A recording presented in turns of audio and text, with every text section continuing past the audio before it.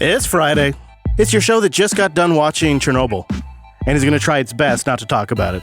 Hey, Cheesy. Hey, what's up, man? It's Friday. Are you home? I am home. Yeah, feels nice. It does feel good. Back in the studio, just got back from Texas. It feels really good to be home.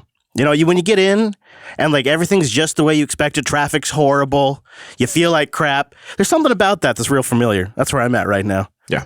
I'm not sure if I've got like a chest cold, but I've got like that really painful chest feeling, and I've lost all sense of taste. So I don't know what that means, but I'm back. I'm here, and it's a good episode this week. I am very excited about this episode. We're going to learn a lot about our very own El Marquez in this episode. That I'm looking forward to. That's true. Hello, El. Hey. Hey, how are you doing? I'm good. I'm actually home, and I think I get to be home for 3 weeks, which is unheard of.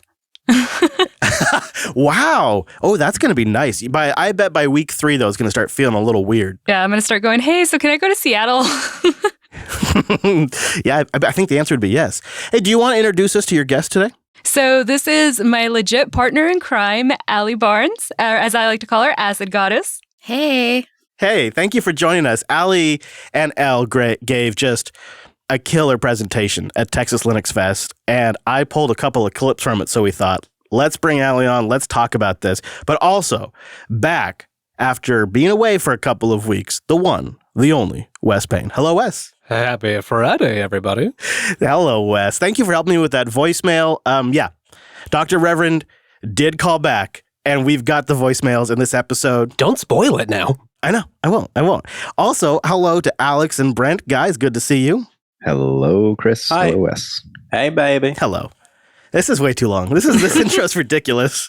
We got to move on. We got to keep going. But yeah, I got back earlier today, and I woke up this morning not feeling super hot, and I crashed like last night around midnight after driving through traffic for 3 hours to get home from the airport, and I woke up feeling like when you like have a little cough, but your chest really hurts, like it hurts in a bad way. That's how I am this morning. So I think I might have caught something. Are you sure it's not radiation sickness? Could be. Maybe I'm feeling from those watching Chernobyl. I got to make an observation here, and I hope I don't upset anybody, but just right off the top, I have to make an observation. And I don't know if anybody else has noticed this, but I've spent my entire life flying coach. And then recently, when I'm trying to get work done, and I'm flying as sort of like a work commute, I'll work and fly in the business class section of the plane. That's not too unusual, but it's a little more. It's about $70 more.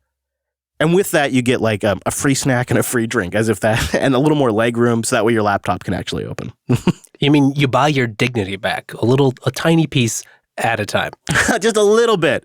Also, I have discovered that I have myself a bit of an anxiety attack. I'm good with flying once I'm on the plane. Like the actual process of flying, I'm good with. But the getting on the plane and getting off the plane, I have a hard time with that, especially the getting off the plane part, because I start getting all hot and sweaty. And it just really gets to me that people can't operate efficiently and they can't just get their damn bags and get off the plane. Like, why do we got to sit there once the doors open for 25 minutes? So now that I'm up in business class, it's like half that. It's still really bad because it's not first class or anything like that. So it's not fancy, but they want you to think it is. But one of the things I've noticed, and for better or for worse, is that people are a lot more chatty in business class. Can you guess why? Is it the alcohol? The free drink, right? It's the alcohol. I think it's the alcohol. It's the booze. And this is fine. But so on the way to Texas, I met a guy, and we really hit it off. And we exchanged phone numbers. And he's like, if you're ever down in Dallas and you just want something to do in an evening, give me a call. And I'm not exactly sure what that was about. But then on the way home, I met a gal who needed my help getting on and off the airplane. And I think maybe that's why she was nice to me. But we had a great conversation. Total strangers.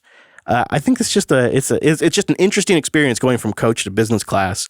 It still didn't really help with all the horrible things about flying. It's kind of like the bus, right? I mean, when you're overcrowded, it's too awkward because all you would talk about is how awkwardly close you are. But when you got a little room, you can really be yourself. That's true. That's interesting. Best feeling when you're flying coach is when that middle seat next to you doesn't get filled up. Oh. I was the middle seat this time. Oh. Yeah, that was me. Have you ever had it where you have the middle seat and the window seat's empty, but the person still sits in the middle seat and you're kind of looking at them like, would you move, please? What is that? What is that? Crazy. Rule follower. That's a rule. You know what? It says E on my seat, so I am sitting in E. That's what it is. It's a rule follower. I just can't even with that. Oh, all right. Well, let's move on. I wanted to give a quick update before we get into the show on the Starship Domestica. Previously, on Starship Domestica, we discovered that the crew was attempting to buy the junkyard from family. And that's all moving and progressing, slowly, but progressing. However, I just wanted to share a really kind of a quick anecdote with you guys. A story, maybe. So we were out in the yard, kind of like surveying what could be our new empire. It's a whole new attitude we have now about the junkyard. So we're reviewing what could be done and what areas need to be cleaned up. And the neighbor comes into the yard. A peculiar couple, but perfectly fine. They're nice. I really have no complaints, really, overall. That's not true. No complaints I'm willing to make on air, at least. And they came over to let us know that they were going to attempt to outbid us on the junkyard because they would like to expand their property. And they wanted me to know that they would be attempting to outbid us and make sure that they secured the property. And part of me was like, man, thanks for letting me know. And then part of me was like, why? Like, why are you trying to do that to me? And why tell me that? I don't know what to do with that. That's some serious mind games right there. It is. And it's like, am I going to war with my neighbor before I even buy the property? Is that what's happening right now? Oh, it's already happened, sounds like. It seems like he's like trying to intimidate you by, oh, I'm going to bid on this property too, boy. He was. He came over with this whole story about how, in his mind, this property has always been one piece, and then somebody split it up years ago, and so he's righting a wrong by rejoining the two properties. So what's he going to do? Is he going to put a fence down the middle of the pool that you build or something? Call back. I looked at him, I'm like, okay, like what do you say? What would you say if you're trying to buy a piece of property and you have 3 kids and they love it and they desperately want you to buy this piece of property and then you discover your neighbor is actively trying to outbid you and he tells you to your face, what do you say to that? I think you should buy him a beer at the pub down the road and convince him why it's such a better idea that you buy it than he does. I don't think he drinks. I'm not positive. Well, you could start.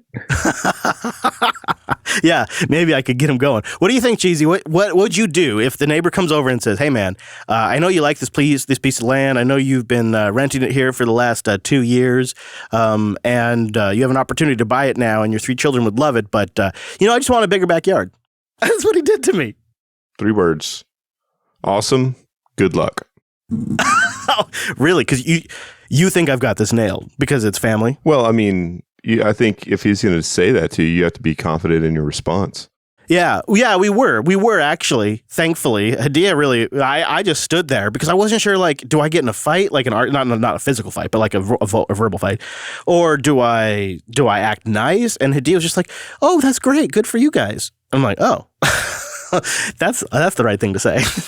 She is so tactful. I know. She knows what to say. I did not know what to say. Chris, you should consider sending a cleaner next door to clean his place in the middle of the night when he doesn't expect it. So I think now, Chris, if you do win, those 15 feet are definitely yours. Oh, yeah, the 15 feet that his shed's on, right? In the olden days, you would have had a glove in your pocket and it would have just been a challenge to the duel. We would have handled this correctly. Like I would have pulled it out of my back pocket and slapped him across the face. I challenge you to a duel, sir. That's the only way. You at least have to flash some cash. Just live a higher-minded lifestyle for a little bit here. Yeah. So now it's like I look at him and I'm like, well, now we're competitors. Like the friendly neighbor thing is sort of that veil that we in the States put on. Like, oh, I'm your friendly neighbor. You can count on me. Like it's kind of gone now because it's not really friendly anymore. It's sort of like I'm looking to get you off your property. I don't know what to do with it. And the thing is, the only reason why I'm worried, because it is family, but it's owned by a business. The property is owned by a business. At the end of the day, a business has to make money. And if somebody comes in offering, $50,000 more than I can offer, I mean, a business has got to make a profit. I'm not 100% sure it's going to go my way. I wish I could say I was, because it's, I'm not telling the kids about this. Let's put it that way. I am not mentioning that. I can't believe I'm in this position. Let's change the topic because it's sort of a bummer. Elle, are you okay if we play some of the clips from your talk you gave at Texas Linux Fest, even some of the personal ones? Sure. Well, I appreciate that because you and Allie gave a fantastic talk, Confessions of a Sysadmin. And I want to just say right here at the top, if you have an opportunity to go to an event where Elle and Allie or either one of them is giving this talk, I really recommend you catch the entire thing because there were multiple moments where I got goosebumps. And I wanted to start with a bit of the confession part of it that I thought was really brilliant. So our next confession, neither of us have a computer science degree. To make our point, we're going to tell you 3 stories. I'm going to start with mine. I'm a high school dropout. I'm a double college dropout. I have taken a Linux Plus class at a community college, and that's the extent of my formal education. Everything else I know, I've learned on the job, from mentors, from the community, reading docs, learning on my own, things like that. I also don't have a computer science degree, and I don't think I would have been brave enough to say that at a talk. Because it's like there's a bunch of experts in the room, and as soon as you admit vulnerability like that, you are opening yourself up essentially to criticism. So I think we should just start right there, Allie. Did that give you pause being that vulnerable in front of a room full of people that you don't know? Yeah, it did. But, even after the first time I gave it, I got really good feedback and everything. So that helped calm my nerves talking about it. And, I'm the same. It's not something I like to go and brag about, but I feel like it's important to share that, and to be like, you're not the only one if you also have this, because I feel like you get a lot of shame for not having a degree sometimes. Mm-hmm. And what do you do today, Allie, now? I'm a cloud ops engineer at a cybersecurity startup called InfoSite. And I think it's really important to mention that just because a lot of us start from very humble beginnings, and it doesn't necessarily mean that you are restrained by those. And you continue. Myself, I do have a college degree. I am proud to say that I have a degree in Christian theology. Now, I actually knew this about Elle, but I didn't realize that Elle would be willing to actually share this with a room full of people. Because again, same thing I just mentioned to Allie, it's sort of open yourself up to criticism. But then Elle, you continue. I went to a theological school with the great idea that I was going to be a missionary. You see, I grew up off the grid in a time where it was not a hipster thing to do. I grew up in Mexico where there was no grid to speak of. My first computer that I ever owned that was technically mine was the first day I got hired at Rackspace, and they handed me my computer for my first day. I learned Linux through talking the local library into letting me run it on a VM, through borrowing friends' computers, through reading books, through being involved in every freaking meetup in San Antonio that would let me show up. Elle, I feel like there's an entire series of episodes in the statement you made right there about growing up without power, before it was a hipster thing to do. So that the context of that comment, why it really struck me was the keynote earlier that day was all about the good old days of computers from the early 90s and the late 80s. And you had such a different story that when I hear your story, when I hear about growing up without power, when I hear about your first computers when you got your first job at Rackspace, and then I see where you're at now, where you've come so far, you've worked in the field, you've become certified, you're now working at Linux Academy, and now you give talks to rooms that are packed, standing room only, full of IT people. It's an incredible transformation, and I think it's one of the most impressive transformation stories in our industry. Wow, how do I even begin to unpack that? Thank you. I mean, I really respect that you shared that part of it. The keynote was very interesting to me because his message was inclusive and diversity, but the beginning part was actually really hard for me to sit through because I can watch you and I can watch Cheese and the people around me just kind of forming a brotherhood based on the stories. And he's telling stories of his scars and I can see your battle wounds on your faces. And I'm just looking around like, I never had these experiences. There's a brotherhood forming around me, and I don't know that y'all don't mean to be exclusive, but they're just not experiences that I can share or really even relate to. And I think also it's sort of... It smacks that stereotype that you have to have been doing this since you could reach a keyboard in order to do it well. There's there's a bit of that. There is, and I think it's changing, though. I really do. 5 years ago, I would have been the most negative person telling you that, yeah, if you haven't been doing this since you were in kindergarten, you would never belong, you would never be in the group. And these days, I go up and I'm like, hey, I have 5 years worth of experience. I have about 3 weeks worth of security experience. I'm going for my security plus. And people like Allie and my security community are like, cool, grab your laptop, let's go, let's do this. Like, I love it.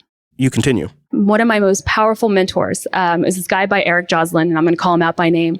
And the reason he was powerful is because he loved what he did, and he had a master's in computer science. And I would ask him a question, and the next day he would show up with this textbook. This thing was highlighted, dog-eared, looked like it had been through war. And he would flip to a page and show me exactly what it was that I wanted to learn. Years. We're talking maybe 10 years after he'd graduated, he could tell you exactly where to find the answer in those textbooks. What made him amazing was his passion, his wantingness to learn, and his ability just to own his own journey. How much do you feel like mentorship, the right mentors, and community, the good and the bad, played a role in your story? It's everything that I am. I am who I am because of the people who took the time to raise baby Ell. I was a little Linux admin. I was so lost.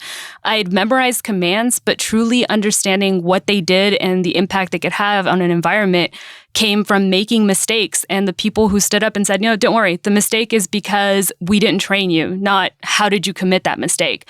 And it's what let me do what Allie always tells me, just always fail forward. Always fail forward, as in learn from your mistakes. It's funny because I think that when Allie and I talk to other people, I will talk about her mentoring me. And then I accidentally kind of overheard her talking to someone else about me being her mentor. And I'm like, wait, which one of us is, actually driving this boat? All right. Well, I want to play one more clip from how you became a sysadmin, and then we'll get into you both shared great stories about breaking production. So the lessons that we'd like you guys to learn from all of these are kind of simple and a bit repetitive to what we've told you. Nothing beats hands-on experience. Get your hands dirty, get behind the command line, get whatever it is that you need to continue your journey, because what's going to define you in this field is not your ability to gatekeep. It's not your ability to have certifications on your resume or have a degree. It's your knowledge, but it's how you're able to impart the knowledge to the rest of the people in this room. You both are examples of, if you are intelligent and motivated and willing to learn, you can overcome a background that would not seem to be conducive to this field. And you both are great examples. Allie, I appreciate the story you shared about breaking production. I'll play this clip. I so felt like your pain on this one. A few weeks ago, Ell and I are practicing this talk that we're giving right now. I went home from Starbucks, went to do a maintenance on our infrastructure, and what did I do? I blew out a database node. I deleted it. It was gone. Womp womp. Yeah, that was pretty cringy. Noticed my boss, he just made fun of me for it. It was fine. We had backups, obviously, but it was not a fun feeling. Allie, do you feel like if your boss had freaked out and just like blew up at you, would that have, that would have been a massive different story for you? Like in a sense, it seems like the team was really supportive and willing to mentor you and well, okay, all right, we'll recover this from backup and here's where you went wrong. Not, how dare you, you're so dumb, you idiot, that kind of thing. Yeah, absolutely. And I think in a way, it was a good test for, I was brand new on that job. So it was kind of a good, not that I did it on purpose, but it was a good, how do they react in situations like this kind of thing? And even right away, my boss was like, you know what, that's my fault. I should have had termination protection on. That's my bad. Here's how we can fix it. No problem. That's for anybody out there that's leading a team. I think that is some really good insight to take away there. But if anybody knows Elle doesn't like to be outdone. Because I can't let her outdo me. This was her first week at the job. I'm going to tell you how I broke production my first hour at Rackspace. I sit down with my laptop, and they say, Elle, we have these maintenances. And we just need you to copy pasta into it, tell the customer when it's done. And I'm thinking, guys, I don't even know how to answer the phone, how to log in. What do you want? No, Elle. These maintenances are written, and I quote, so that a monkey could write them. What could go wrong? All right, well, not to be outdone by a monkey, I sat down and I'm looking at this maintenance, and it's for something called a MySQL cluster. Like, I knew MySQL, I don't know what a cluster is, but it's like 4 commands, and they've allocated 2 hours for this maintenance. Like, who wrote this? All right, okay, so maybe it just takes a while. And there are 4 computers that I have to do it in, and someone had taught me how to broadcast. Oh yeah, I was gonna look impressive. Work smarter, not harder. Right?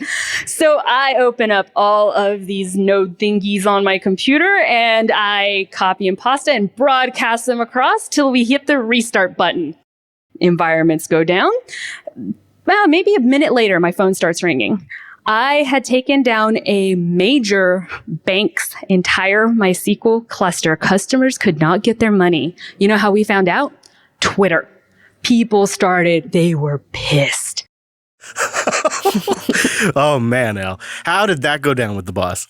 It was the very interesting experience because I think I got shell-shocked. I didn't know what to do. Like, there's nothing you can do. You have to wait for the system to come back up. And this is where I knew that I was on the right team because they immediately turned off my phone and a senior tech started fielding calls. And they said, you know what? We're the ones that told you to do this. We're the ones that wrote the maintenance. We're the ones that are owning this.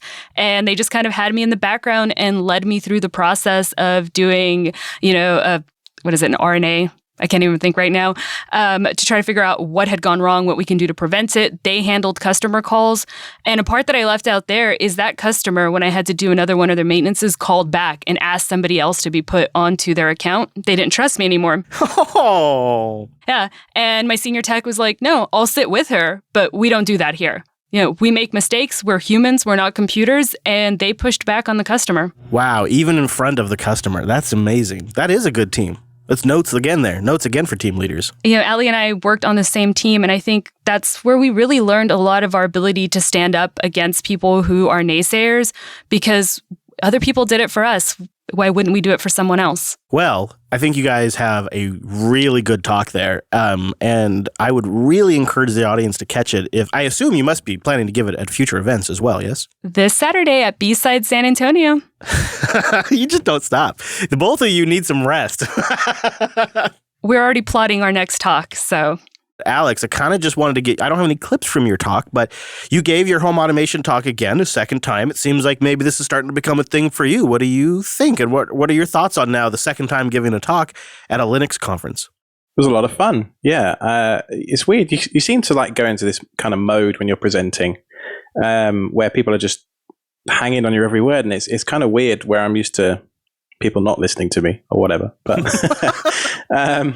but yeah, no, I've had a few people reach out to me on Twitter, and some guy on a random Discord server that I have been frequenting called Data Hoarders for a long time was like, hey, I didn't realize that you were the same ironic badger, blah, blah, blah, as is on LUP and blah, blah, blah. And I was like, oh, yeah, no, that's me. So yeah, it's just that community angle that's really strong. And when we were in Seattle, I met a guy who teaches at Duke University, which is like 20 minutes down the road from where I live here in North Carolina. And we're going to meet up in a few weeks and go for a coffee and stuff. So it's just this whole community aspect. And yeah, I'm mildly internet famous already. And it's like, it's blowing my brain a bit.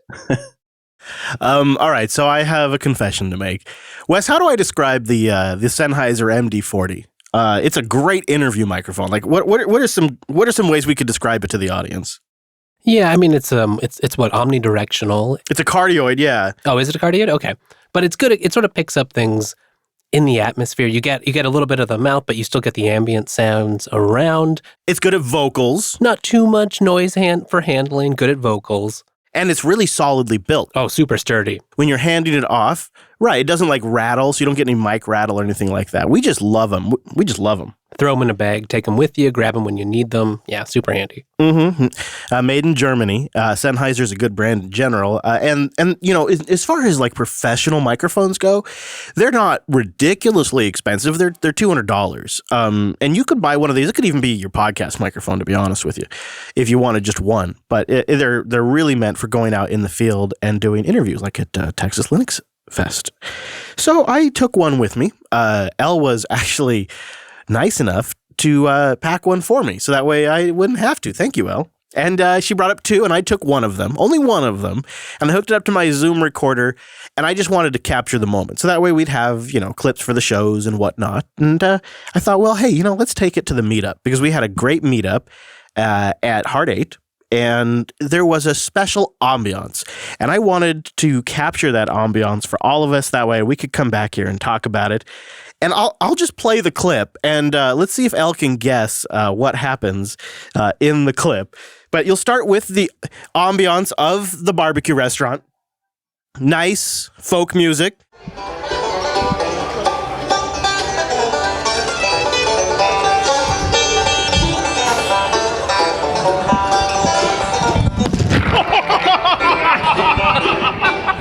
Worst case scenario. All right, Elle, do you have any guesses what happened there? Was that your drink? Yes. Yeah, you could. What's funny is you can actually hear. What's amazing is how good the microphone works underwater. My laughing and me saying worst case scenario is while it's underwater. Well, it's actually a Jack and Coke. But if you listen carefully, you can hear the ice of the Jack and Coke.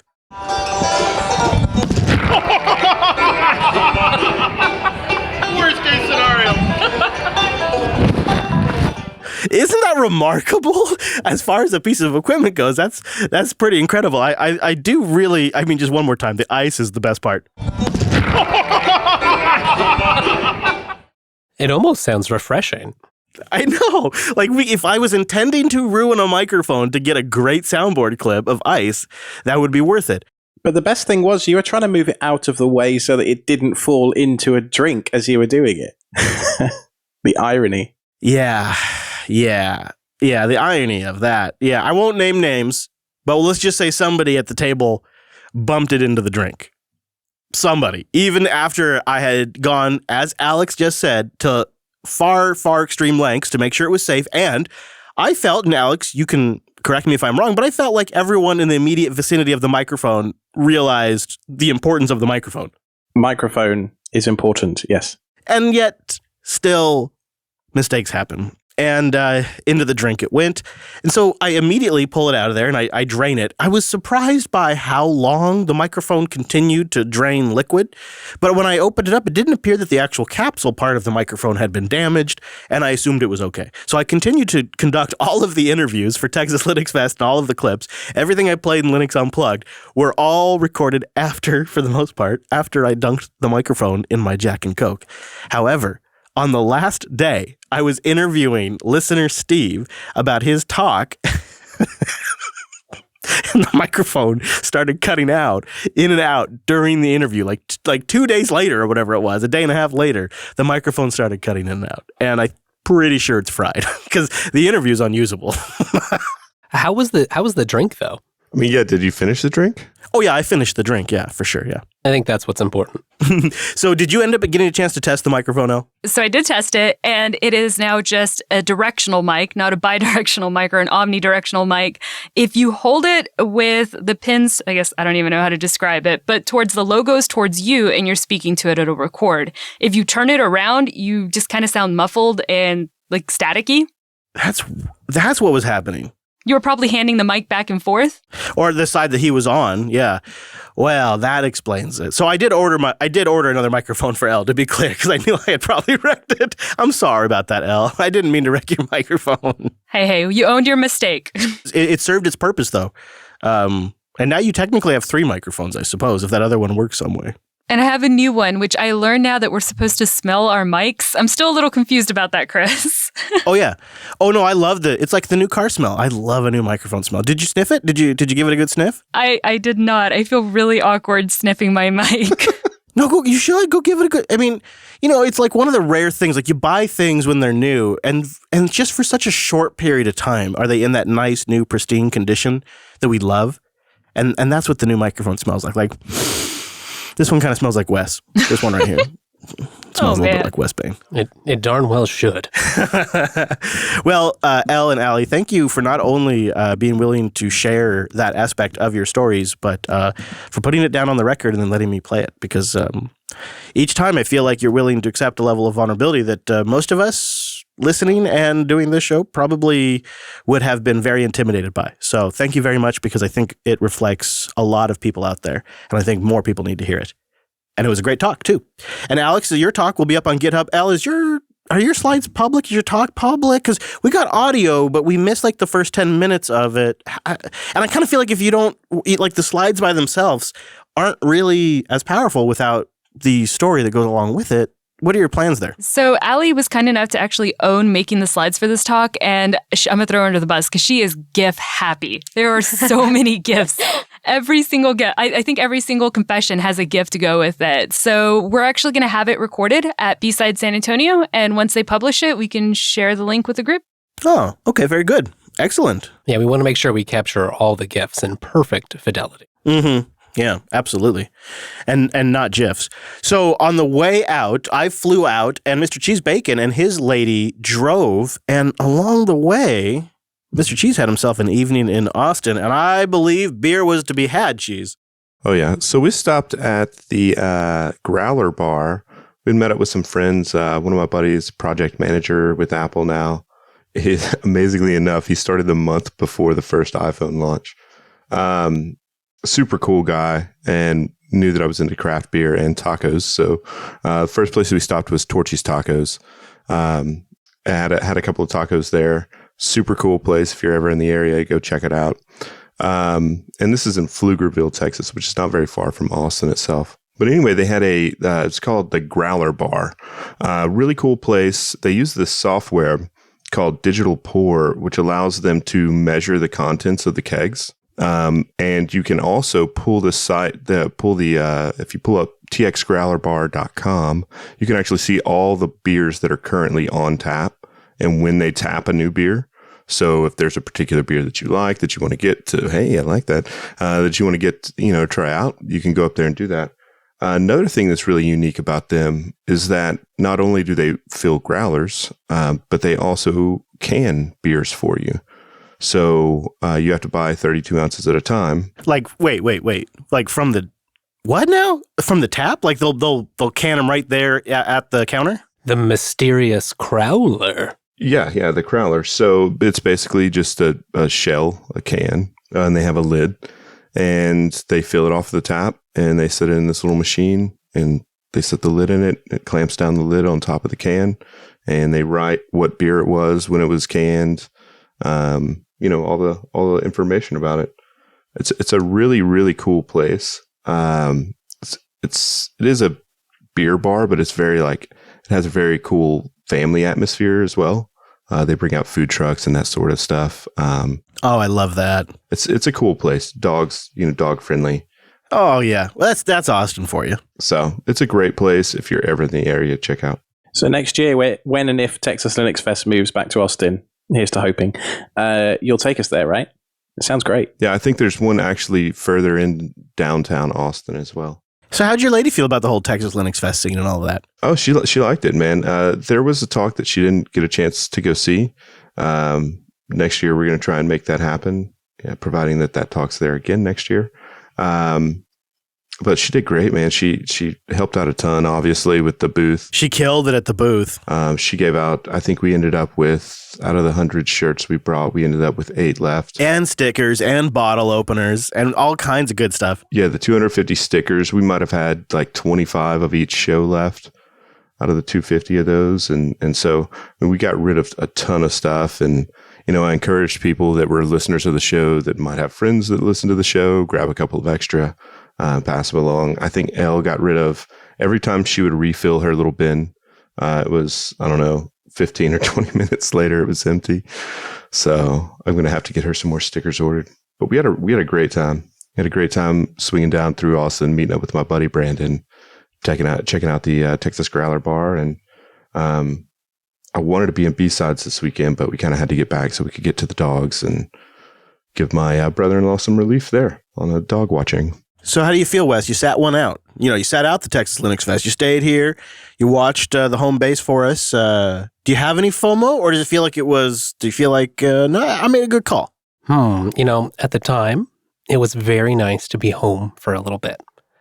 But after watching the barbecue, the shots Cheese got from your meal out, and getting to listen to the keynote and some of the other talks, I do have some FOMO. It seems like it was an outstanding conference, especially for its size. And it seems like one I'm going to have to go, like, I hope to go next year because I clearly missed out this year.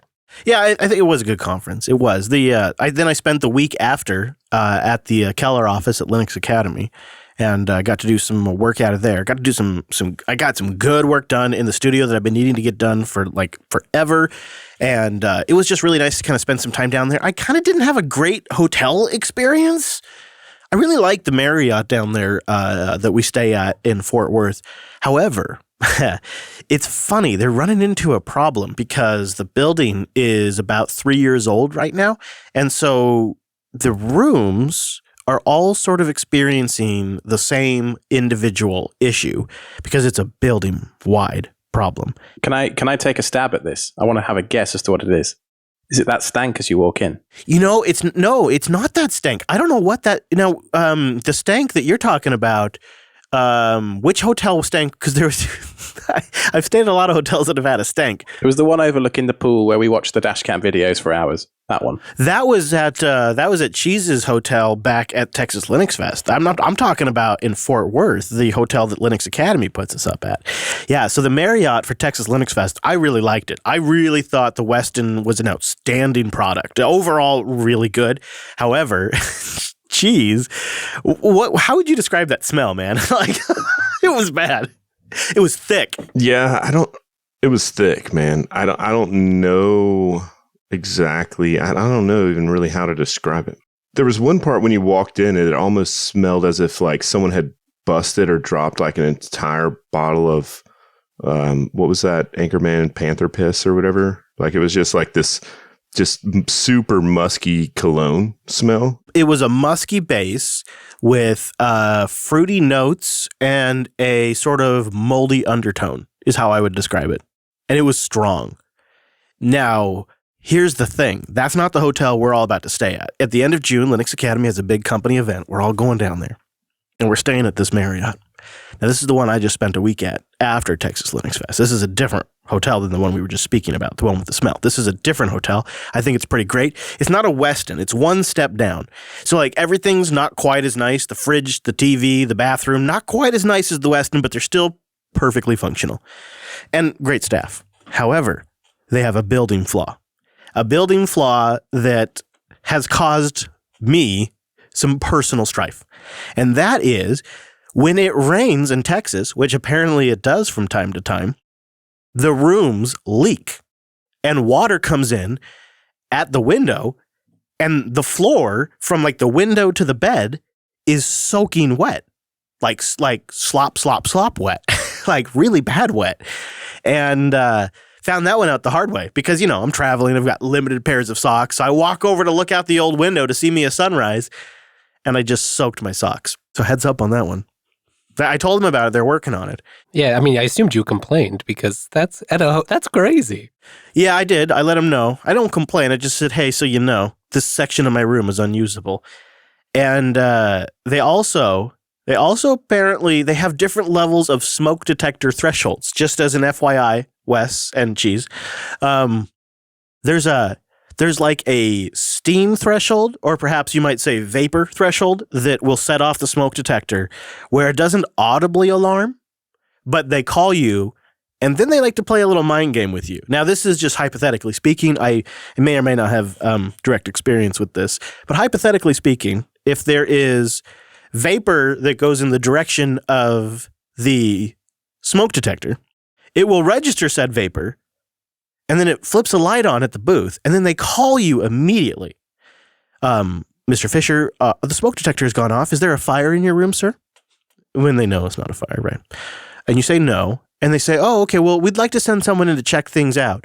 And then you say, well, hey, I'm about to get in the shower. I'm completely naked right now. Could I have 10 minutes? They say, yeah, absolutely.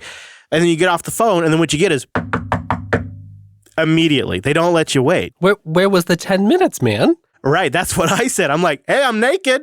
I mean, hypothetically speaking. And what they want to do is they want to get in there if there's some smell. They're trying to catch you smoking in the room, which I was not doing. But that's what they're trying to catch you doing. The issue is their bathrooms don't really have strong ventilation, so they can just create vapor that can set off the smoke detector. I'm just saying it was a rough time. It was rough. So just giving you guys a little pro tip. Hypothetically speaking, of course. You can tell I need a lot of help. That's why back in episode 4 of the Friday stream, I made a call. I wasn't sure if I should do it or not, but I needed guidance. And that's when I found out about the Dr. Reverend. She's a different kind of tech support. And so I thought maybe she could help me. She could help me solve some studio issues. Maybe she could help me figure out some life issues. And I gave her a call after she was featured in The Verge. You may remember this from episode 4 of the Friday stream. Well, she did end up calling us back. And Wes Payne was able to grab those voicemails on the old system we set up there. Thank you, Wes, by the way. All powered by open source technology. Who would you want to get? What is the quick elevator setup there? What is that? I mean, okay, we are using Twilio because you need someone who bridges that old style switch telephone network that we all use with our, modern day cell phones. But we're just running the great product FreeSwitch, which is open source software, and it sort of bridges the SIP world with the old style telephone network and lets us take voicemail. So the witch Dr. Revan called me back, and she left me not one, but 2 voicemails, which I have only listened to the first couple of seconds of, and then decided, you know what, let's save it for the show, as I am often to do. So I have not yet actually heard these complete voicemails. I've saved them for the show, and we're going to play them back and see what the good Reverend has to say. Hi, Chris. This is Reverend Joey Talley, Wicca Minister, returning your call. And I would be honored to read for you. Sounds like a really exciting progression in your life. Today is the full moon, and I'm doing a ritual tonight. If you're in the area, you're welcome to attend. But I'm pretty busy for today, so we'll probably talk tomorrow. Okay? Sunday? All right. Thanks, Chris. Hang in there. Help's on the way. Blessed be. All right. Okay. All right. That's understandable. Full moon is busy season, I would imagine. But she's concerned for you. She's looking out. Yeah, I really do appreciate that. And so I think she did actually call me back the next day, just like she said she would. Hi, Chris. This is Reverend Joey Talley, Wicca Minister, returning your call. I don't want to pester you, dear, but I don't want to abandon you either. You have my number. If there's anything I can do for you, feel free to call. I'll be glad to take some time for free. Blessed be. Well, how about that? For free, she says. Ooh. Did you hear that? She said for free. That's really nice. You know what I'm thinking we should do? Is I think I should call her back and off air and tell her, hey, we want to do it as a group thing on a show that'll be recorded. Are you okay with that? Just tell her the whole story. And if she's okay with it, then on a Friday stream, we call her up and she does a thing for the whole group. Invite her on. She can help all of us at the same time. Yeah, we'll get a group reading here on the Friday stream. That sounds great. Assuming she's okay with it. If she's not comfortable with it, then we'll let it go. But I don't want to deceive her. I think she seems like a really nice lady. You think we can negotiate a flat rate fee? Or is it a per reading? You're right. I hadn't thought about that. I wonder. I was thinking, I hadn't really thought about price. I'm feeling $100 is about as much as I want to spend on this. You know what I mean? Yeah, I agree. Unless some crystals get thrown in or something. Complimentary crystals. All right. So I'll try to give her a call next week and then see if she's okay with the whole thing. And then if she is, we'll set her up and I'll just call her during a live show and we'll do a group reading for the hosts that are on the show that week. And we'll see how that goes. Because look at that. Not only did she call me back, but then she followed up just when she said she would. And I can understand that she's busy during the full moon. Who isn't? So I got to respect that.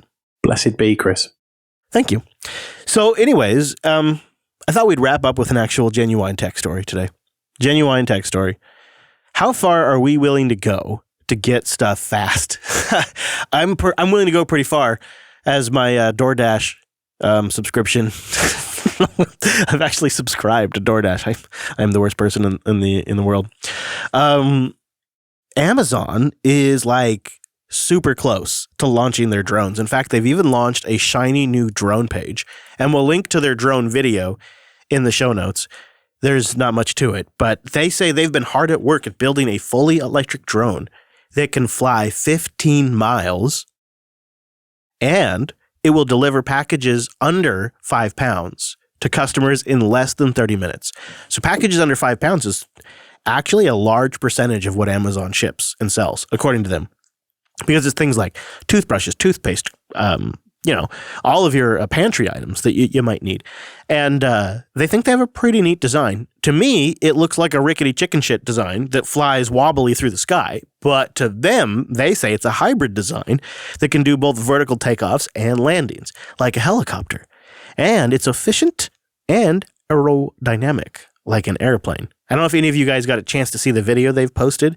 This thing's flying over a field and it's wobbling through the sky like it's about to fall. It's very unsettling when you see it. You want it to be a little spooky so no one tries to steal from it, right? And then it just effortlessly drops off the package at its destination. So here's where I say there's a cost to this, is besides Amazon becoming more of a monopoly, the real cost is, put on your tinfoil hats, everybody, this thing's going to have cameras all over it. What do you think that's going to do? Nothing. They already know what we're doing anyway, so nothing. No. It's not about what Amazon knows. It's not about that. It's about what is acquirable by a motivated government, be it the U.S. government or another. All of that information is now surveillance data. Yeah, we've just seen a bunch of news about, how they're working with governments and using their Ring data, right? So from doorbells to the sky.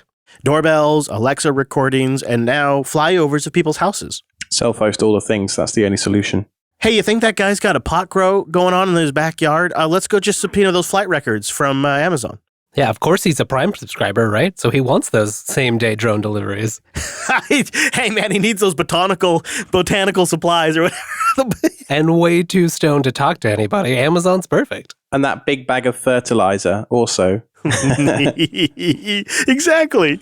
I mean, I'm not joking. I'm having fun with it here, but legitimately, this is going to be hundreds of, maybe one day thousands of cameras in the sky that all have to comply with U.S. law. Elle, am I a crackpot with tinfoil hat here, or do you think there's something to it? I think there's something to it. I don't know. I'm staying quiet on this one. What about also the cybersecurity angle? These things could be hacked, right? Of course they can. I mean, I don't care how good the security is on it. All it's going to do is breed a stronger hacker. So if it's there, it's available to anyone that's motivated. That's why it creeps me out, is because, I'm obviously going with the Edward Snowden angle on this, but it could also just be a motivated attacker that could get access to these cameras or the data. Or it could be people inside Amazon that are reviewing it for whatever reason, just like they review the Alexa recordings. We're all going to be yelling cancel into the sky soon because these things eventually will be equipped with echoes. And they'll be flying through the skies with the Amazon Echo, so that way you can just shout out into the air. Yeah, right? And like someone comes to help. I mean, as long as you've paid your Amazon bill. I do recommend you check out the link in the show notes just because the video's in there. And also, it's a neat-looking drone. I don't really see where the packages are going to attach to it. And it does seem like it flies a little wobbly, but 15 miles is respectable, right? That's pretty good. Well, one of the things I was curious about is how do they attach the packages? Is it are they the bottom feet that it also lands on?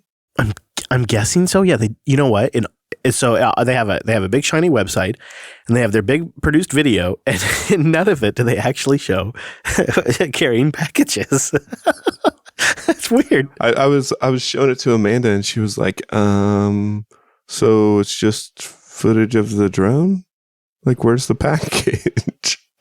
Yeah, I don't know, man. But it is creepy to think that they are going to mine all of that flight data as well and use it not only for, just for any sort of topographical or, I could see them using it for traffic congestion issues. I could see them using it for to source all different types of data.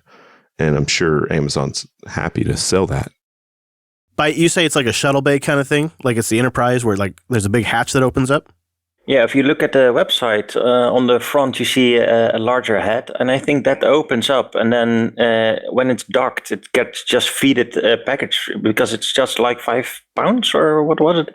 Yeah, I could see that. I'm looking at the high-res picture right now. I can totally see what you're saying. Yeah, that makes sense. They open that up, and the thing just slides right in there, and then it closes up. That's totally what it is. But it's also got to be super big if they have a 15-mile range. It's got to have a decent sized battery.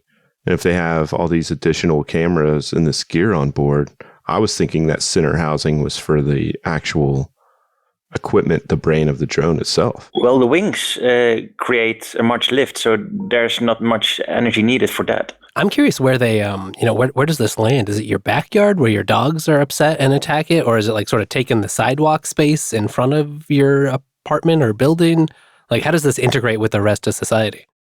It said in the article that it can actually, one of the things that they're working on now, and the reason that it has that shroud that covers all the blades is because safety is their number one concern. They don't want your little dog getting chopped up by the Amazon drone. So they've actually worked with some AI to get landing in and around electrical lines, and how if a structure that wasn't there before, let's say a house is being built and a new chimney is in the sky, that it will default to staying as far as possible away from those objects. They don't talk about this in here. They really, like you were saying, Cheesy, they talk about how the AI will recognize clotheslines and telephone wires, and it will recognize an unknown object and it will halt and be safe. The one thing they don't say in this, and I've read also the TechCrunch article and a couple other places that have covered this, and it just seems like it's obvious, but they don't say this, is at no point is it kicking over to a human pilot to make a decision. That's the part that surprises me. It seems like, you can have your AI do its thing and try to make some decisions, but if you show up at a new area that all of a sudden has construction or, a tree has fallen in the spot that you had planned to land, it just seems like the way you would do it is you would have a set of standby humans that would get pinged with urgent requests, and they would take over and manually land the thing and deliver the package. That may be happening, but they don't spin it that way. They make it sound like it's all AI driven. In fact, all of this announcement, the whole thing about this new drone and how cool it is, was all done at an AI conference that the REMARS, which is the Machine Learning, Automation, Robotics, and Space conference in Las Vegas right now. They're trying to make a big AI push with this. They're trying to show their AI credentials and impress people, I suppose. Yeah, I mean, they certainly have them. They've invested a ton into that field. Do they, though? I mean, really, compared to what Google has? I mean, they've got their SageMaker appliances.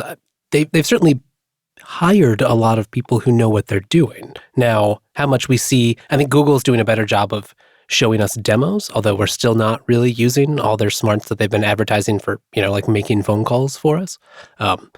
Amazon plays their cards a little closer to the chest, That's true. And you'll see them often using their tech to benefit them in very good ways that we don't necessarily see outwardly. And so they could have you're right, they could have some really good stuff that they're using that they just don't talk a lot about. And maybe they're going to now. It seems like all of the big vendors are. You've got Amazon here doing this right now. Apple has been talking more and more about their machine learning. That was a decent part of WWDC's. So there's the WWDC keynote that everybody watches that has all the product announcements and whatnot. But then after lunch, every WWDC has what's called the State of the Union address. Apple used to only allow developers who paid $100 a year to see that video. But about 3 or 4 years ago, I think, maybe more, maybe less, they changed their policy, and now you can search for WWDC 2019 State of the Union, and it's all of the technical stuff that you would expect from a developer keynote, but it's in a separate video. And they go deep into a lot of their APIs and whatnot, and a big area that Apple is pushing into this year, surprise, surprise, is AI and machine learning. None of us are surprised. Not even a little bit, no. I don't know, though. I think I started this by asking you, what are you willing to pay in your privacy for fast deliveries? I am ashamed to say I think I'm okay with drones in the sky tracking and taking pictures to have really fast delivery, 30 minutes. It sounds so horrible to say. But I also use, Home Assistance, DoorDash, those kinds of things. I mean, I'm already doing all of that. Right. I mean, how many of us are already sharing our location with Google just all the time? Right. This is just another evolution of that. And it'll be one of many vendors. I can imagine eventually Walmart will have drones in the sky. Oh, absolutely. Everyone will. And it's just like Elle was talking about earlier with the Uber security officer. Of course they're working on AI and self-driving autonomous cars of the future. I mean, it's going to get George Jetson very soon, I think, in the next like 10 to 15 years. If my car can turn into a briefcase that I can carry around, almost worth it. So, Elle, can we tell that story at all? Any form of that story that she's just alluded to on the pre-show? Elle had lunch with an interesting individual, or breakfast, really. Breakfast, I guess. Maybe we can leave this as a cliffhanger so I can get approval. Yeah. An interesting individual who works at Uber, and Elle said, you know what we need to do? We need to go have breakfast tacos. I don't know how that came up, really. Who says no to breakfast tacos? Come on. Nobody. Yeah, I'll verify it. Elle knows her breakfast. You know what? She does. She knows how to order eggs, too, as they come. All right, well, our music this week, the intro was artist Neon Storm. The song was Prawns Date Wet Saws. Really, dude? Really? And actually, interesting note, that's actually one of Alex's friends from Linux Academy, one of the UI guys. It's interesting. I mean, prawns. It's interesting. Who doesn't like prawns? We all love prawns. If only we could get them faster and easier. More on that in the future. And this music here, Broke for Free, a favorite of mine, from the great folks, Broke for Free, and the song is Something Elated. We'll be back next Friday at 1 p.m. Pacific over at jblive.tv. You can get that converted at jupiterbroadcasting.com/calendar. And of course, we've got the brand new shiny website, FridayStream.com. FridayStream.com. Go check that out. Past episodes, feeds, all of that. If you didn't catch our introduction to the Dr. Reverend, that's in Friday 4. FridayStream.com/4. Go get that. We'll be back next Friday. Thanks for joining us. Bye, everybody.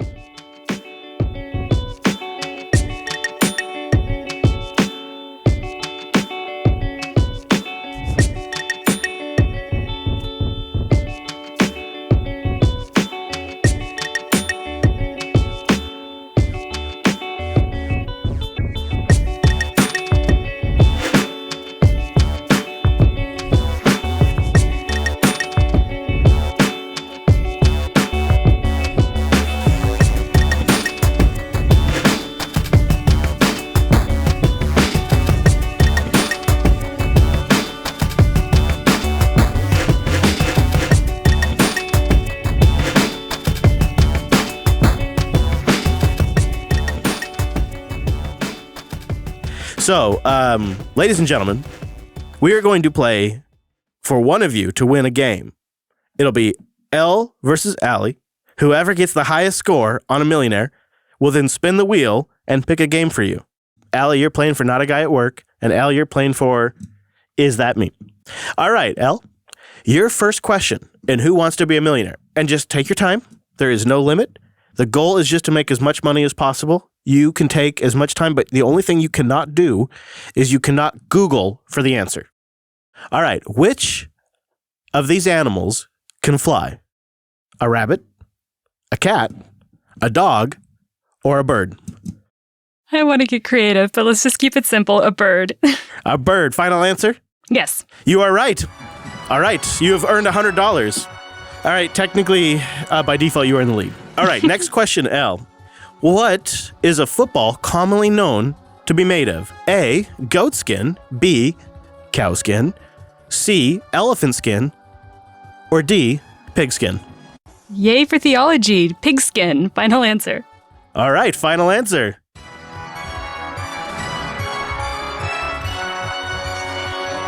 All right, we are at $200. Good job. When we get to $1,000, you will lock that in.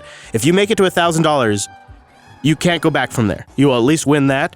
But for $300, in the prologue, Romeo and Juliet, the pair of lovers in the title is described as what? Star-crossed, accident-prone, suited to a T, or happy as a lark? Ooh, I hope this isn't a trick question, but I'm going to go with star-crossed lovers. Star-crossed it is. Here we go. You are right!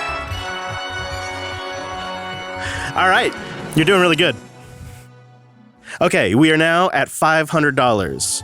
What band did Deborah Harry rise to fame as the lead singer for? What band did Deborah Harry rise to fame as the lead singer for?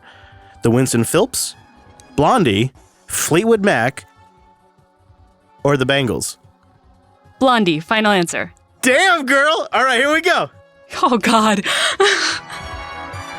Holy shit, you got it. I would not have gotten that.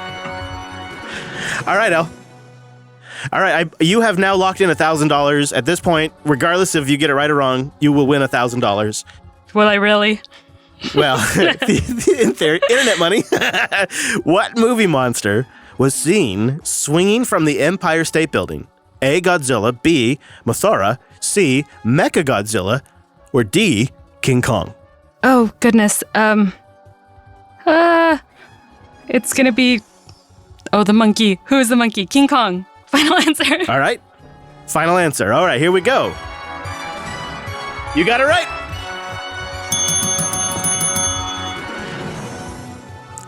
All right, we are now for $2,000. How many pockets does a pool table have? 6, 8, 4, or 9? 6. Final answer. You got it. All right. Whew. All right, now, Elle, for $4,000. What state is Davy Crockett National Forest found in? Montana, Texas, New Mexico, or Arkansas? Davy Crockett National Forest. I'm gonna take a wild guess here with Texas. Final answer. We're going for Texas. Final answer. You got it! Yes! You got it! Yeah! I felt that had to be a trick one. Unbelievable. Okay. You're killing it at $8,000.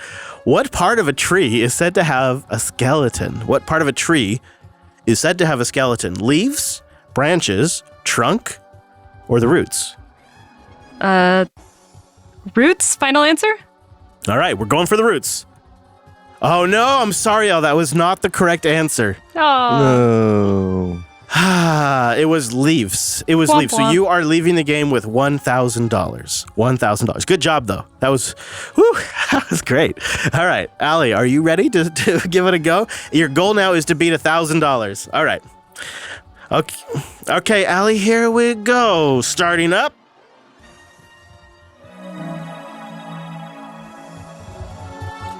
Oh, it can't ask us the same questions. That's not good. Oh, no. Oh, no. It can, but... Okay, all right. Let's see. Allie, which of these animals fly? A rabbit, a cat, a dog, or a bird? Oh, we're really doing the same questions. Okay, a bird. I'm going to take a wild guess. What do you know? You're right. All right, let's do it. Okay, how many legs does a fish have? 0, 2, 4, or 8 for $200? 0. All right, final answer? I'm going to say yes, final answer. All right, yes, you are correct. It is no 0 legs. Oh, yeah, sorry. All right, good. All right, here we go. So now, for $300, a $3.75 billion settlement has been reached to pay people injured by a diet pill known as Lipocal, Dexmex, Fen-Pen, Sensen. A $3.75 billion settlement. I think it's C. C, Fen-Pen, final answer? Final answer, yeah. You are right. Woot woot. All right, so now you are playing for $500. What soft drink commercial set Michael Jackson's hair on fire in 1984? A Coca-Cola commercial, Dr. Pepper, RC, or Pepsi Cola? Michael Jackson's hair on fire in 1984. Coca-Cola, Dr. Pepper, RC, or Pepsi Cola? Oh my gosh, I actually don't know. I'm going to guess Pepsi. Final answer. All right, Pepsi Cola, final answer. Here we go. You are correct. All right. This is exciting. All right, now we are playing for the $1,000. Allie, if you get this one correct, you will lock in $1,000, and that will be a tie at that point. And I don't know what we'll do. All right, what is the capital of Illinois? What is the capital of Illinois? Springfield, Chicago, Shelbyville, or Mount Vernon? Now, I will let you know, before you answer, you can take a poll from the chat room. You do have a lifeline. Ooh. So what is the capital of Illinois? Springfield, Chicago, Shelbyville, or Mount Vernon? I'm going to go with Chicago. All right. Chicago. Final answer? Total guess. Yeah. Oh, I am sorry, Allie. I am sorry. The correct answer was Springfield, which means you will be going home today with only $100. So, Elle, you are our winner. Womp womp. Thank you for playing, though. All right, so now, Elle, you give me the word, and when you give me the word, I will spin the wheel of giveaways. Is there a magic word? You can make one. Can I say hug a chicken? I could call on the power of Joe. We could bring Joe in to spin it. You want me to do that? Yeah. Sure. Okay. All right. Hey, Joe, come here. Joe, spin this for me, would you? All right, here we go. Boop, boop, boop, boop, boop, boop. Oh, it looks like it's number 8. Number 8 is Deep Dungeons of Doom. And that's going to Is That Me? That's so. That is that me? You have just won Deep Dungeons of Doom. Congratulations. Enjoy yourself this weekend. Thank you for playing vicariously through Ell and Allie. Ell and Allie, thank you for being our contestants. And that's a Friday stream.